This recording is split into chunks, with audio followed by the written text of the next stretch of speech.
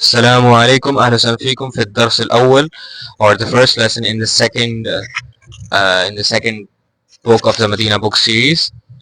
And in this lesson we will study a lot of things, so make sure you keep a notebook with you so that you can write these things down. And Hashimun, we're going to start with the conversation. Assalamu alaikum wa rahmatullahi wa barakatuhu. Hashim says Assalamu alaikum wa rahmatullahi wa barakatuhu. Al-Mudarrisu wa alaikum assalam wa rahmatullahi wa barakatuhu. And the Mudarris returns the blessing. هاشم كيف حالك يا أستاذ؟ لعلك بخير. So how are you, oh teacher? I hope you are fine. المدرس هو الحمد لله. يعني all praise to God, I'm fine. وكيف حالك أنت يا هاشم? So أنت, it's an extra word, it's not necessary, and it can mean emphasis. And أنا أحبك كثيرا يا هاشم. So we have studied تحب, نحب, يحب, and we have studied the meanings of this. So the نحب means we love. نحب means we love.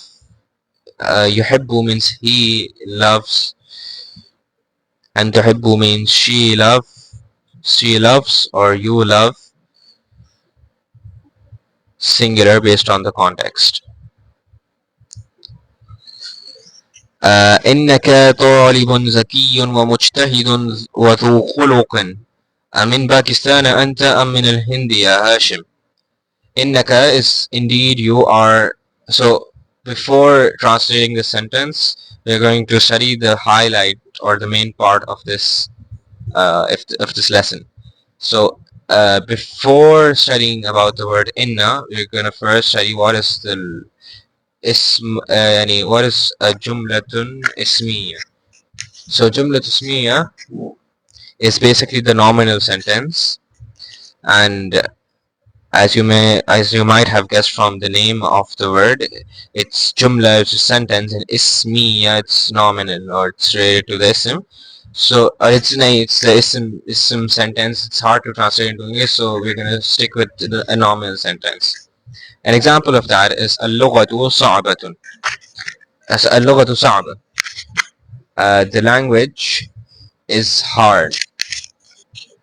In this example, the first word or the word or the beginning word is called al-mubtada, and the word that kind of completes the sentence or gives meaning to it is khabar. And these are the normal names given to these the words in these positions in a jumla ismiya. But if we add the word inna, the al-mubtada becomes ismu inna, and khabar becomes khabru inna, which means the ism of inna, and khabar is khabar of inna.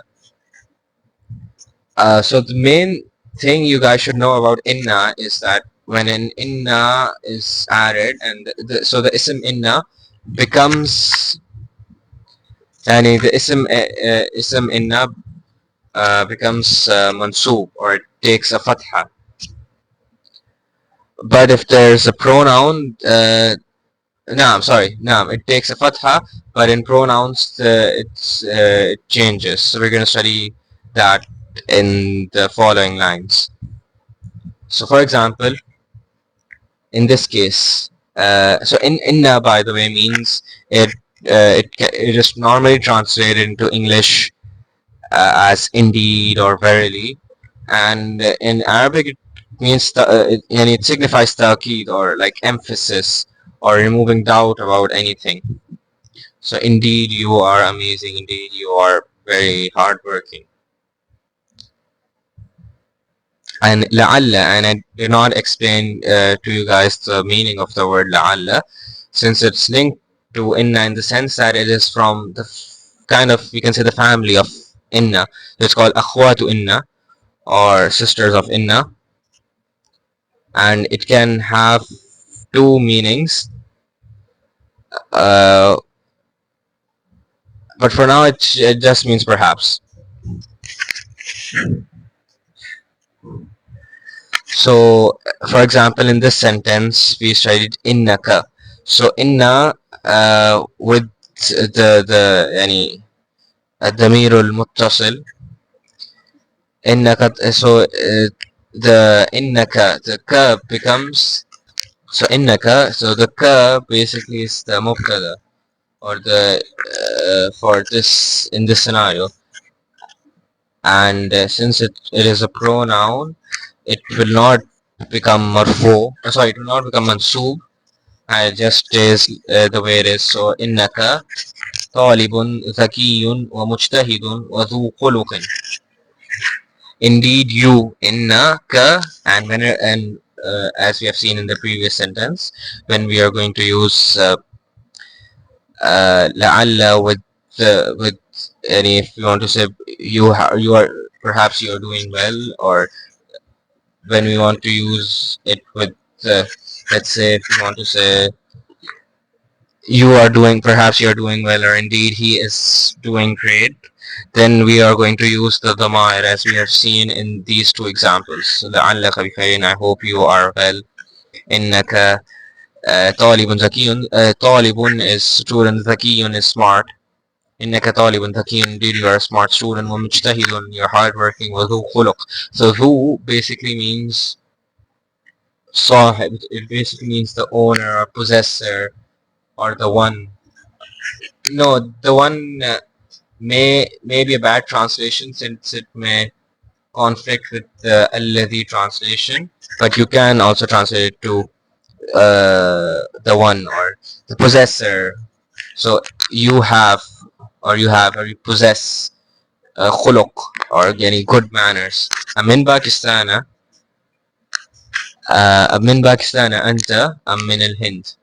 So is حروف العطف, and it comes when there's a hamzatul istifham in the beginning of the sentence, and it can be translated as an interrogative or. So if you're interrogating about something, then this means or, and only in that state, in this state we will use the word So in Pakistan anta, are you from Pakistan? Or are you from Hind? Hashim, inni min al Hind. Indeed, I am from India. So with inna, like we have studied in the previous lessons, the الضمائر المتصلة, and it's إنه إنها إنهما إنهم إنهن. But with two of these attached pronouns, there are two forms available. So let me explain it further, and that is that, for example, if you want to say indeed I am, like in this sentence, indeed I am, so he is going to say he can say inni or innani. Similarly, if you want to say indeed we can say innana, in sorry inna, and innana. Inni min al Hind. Indeed, I am from India. المدرس وزميلك الذي خرج معك الآن وزميلك الذي خرج معك الآن من الفصل أهو أيضا من الهند. Is he also from Hind? So the Mudarris is saying, is your classmate which went out with you from the class, is he also from India? Hashimun, la, innahu min Pakistan. No, indeed he is from Pakistan or Pakistan. Al-Mudarrisu, inna sa'ataka jamilatun ya Hashim. أمن اليابان أمن اليابان من اليابان هي. So this is an example of when the word inna makes the ism or the word coming after it mansub. Inna sa'ataka.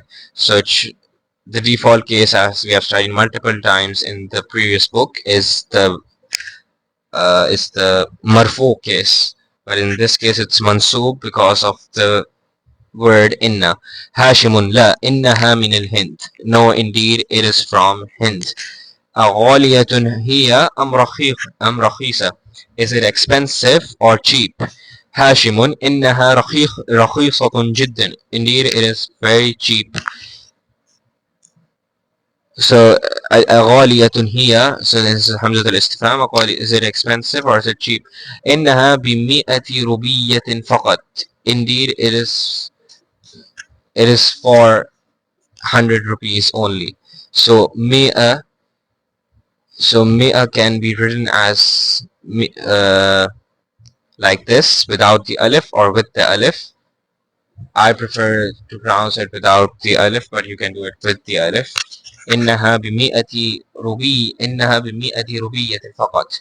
So مئة is like مئة works like the numbers from 3 to 10.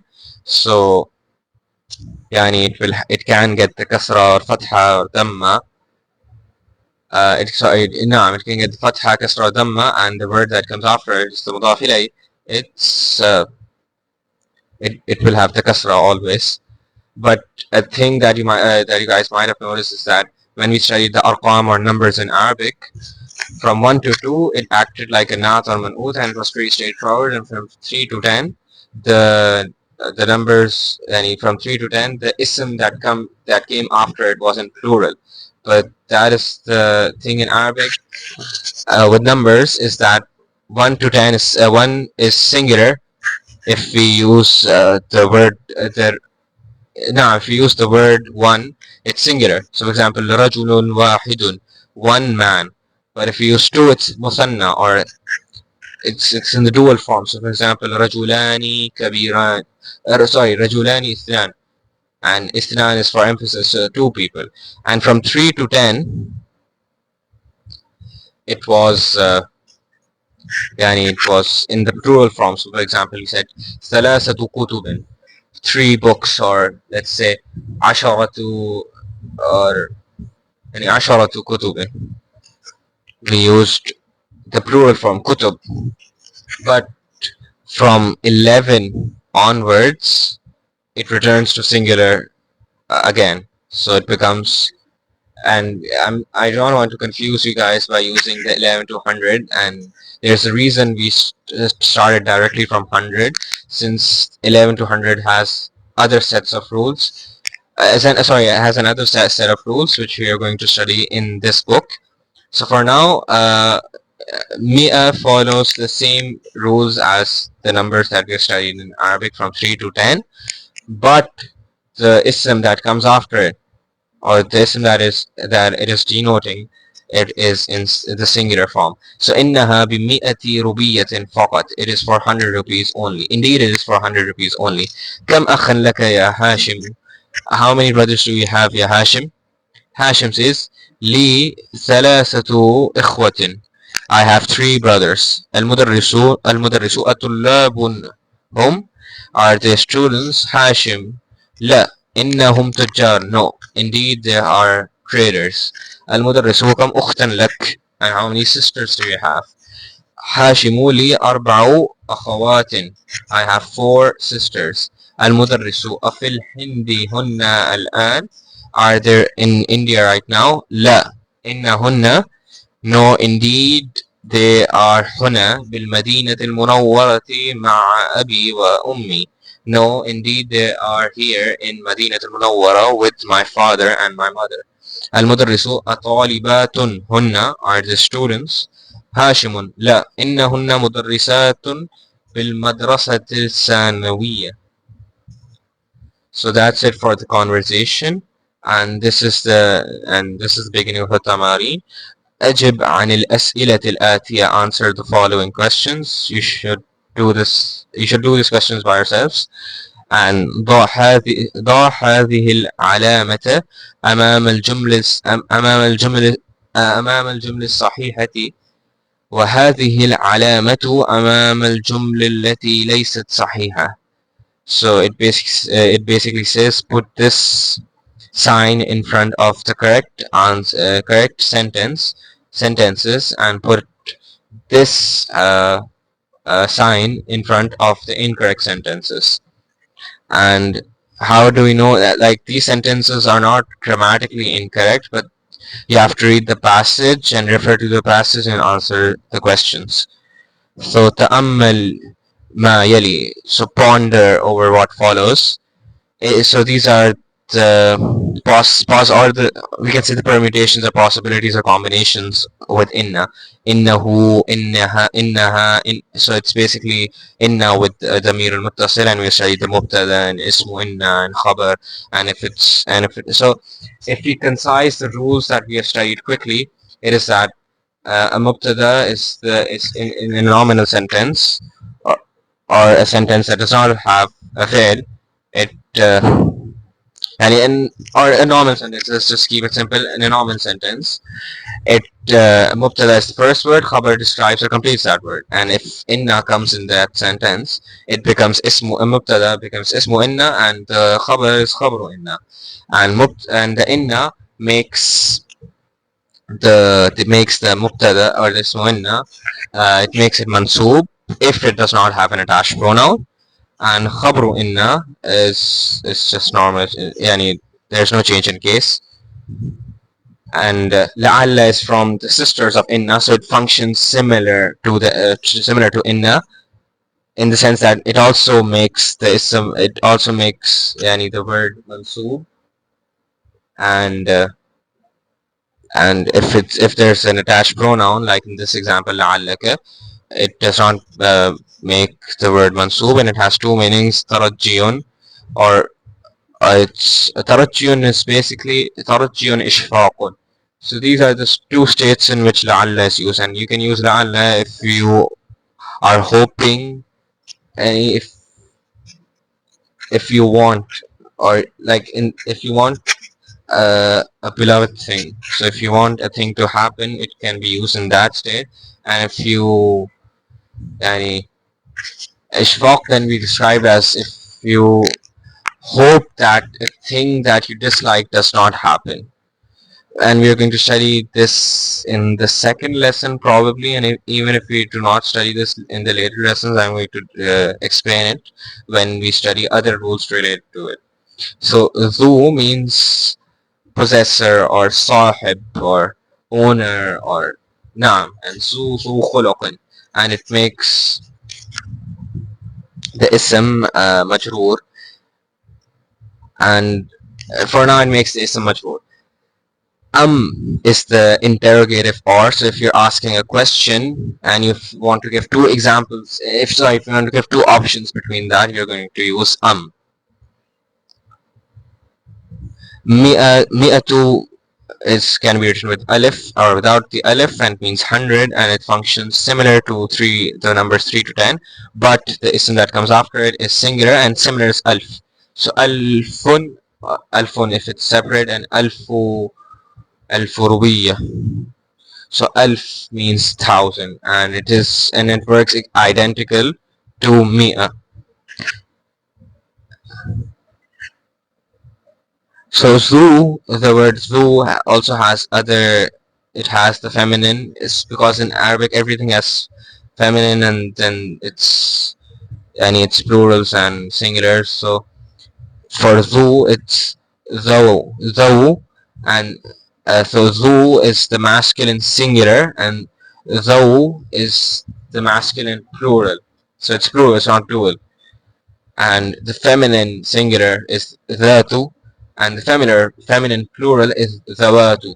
And yeah, so I'm going to read the questions or the headings for each exercise. تأمل ما يلي, ponder over what follows. أدخل إن على الجملة الآتية. Enter inna, the word inna, on the following sentences. So for example, huwa tajirun, so you're going to make it innahu tajirun.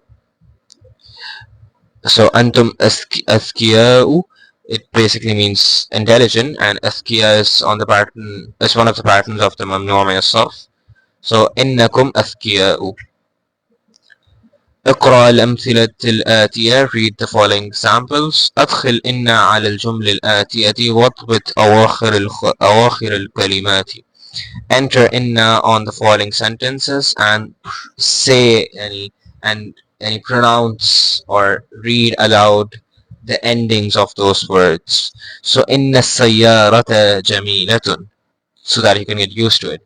Inna Muhammadan.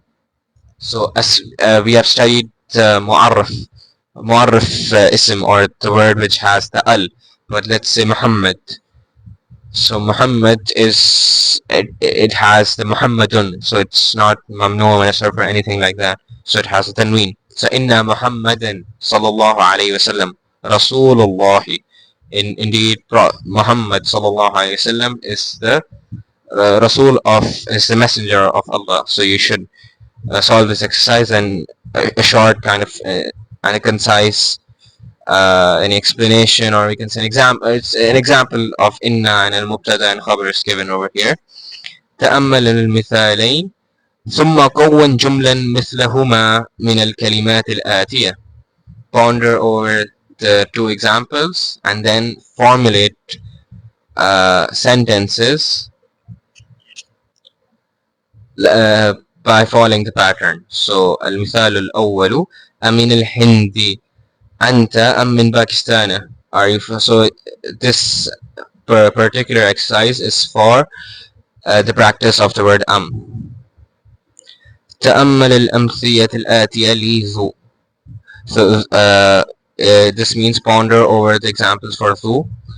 اقرأ الأمثلة ثم حول الجملة الآتية مثلها. And read the examples and then transform the examples similar to transform the and you transform the sentences based on the examples that are given. أدخل لعل على الجملة الآتية علما بأن لعل من أخوات إن.